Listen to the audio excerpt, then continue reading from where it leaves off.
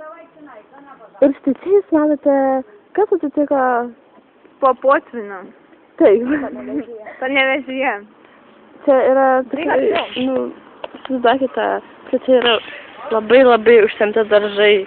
Vargšai Bet žmonės. buvo dar daugiau užsemti, bet Tai dabar žiūrėkite, nuslūgo. čia yra kopūstai. Ai ne, čia kopūstai. Rabarbarai. Žodžiu, palauk, Tai va, daržas užpynęs visiškai. Taip. Žmonių gyvenamosios patalpos taip pat užpindytos. Netgi parduotuvė Pamatai visiškai. Nu. Netgi parduotuvė Nofa L. Viskas užpynė labai blogai. Ten tai jau viskas. Tai čia buvo... Tai čia pasiekmes. Jo, bus interviu. Tiksliau jau. O Dieve. Čia mėsos? O, tur žaisliukų. Fainai, vienas žiūrkės tokios. O Dieve. Žaisliukai, pažiūrėk, kokie faini. O Dieve. Kariukai, pažiūrėk.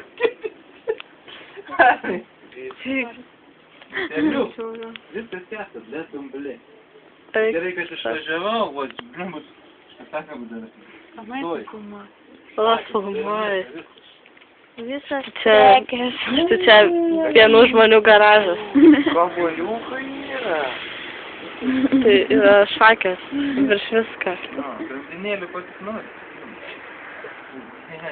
Šakės. ir neminėtas Rūsis. Atsila. O štai šitas vanduo teka iš mūsų draugės tokios Inetos Rūsio. Žodžiu. Kokių pasiekmių. Čia va, jau čia labai ilgai filmuojama, viskas yra.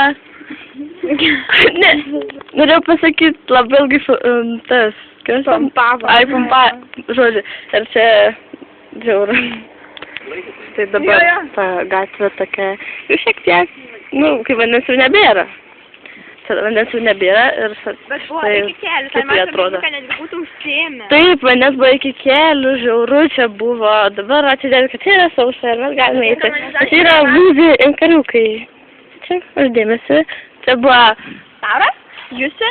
ir aš būzi. Nematai, bet manęs.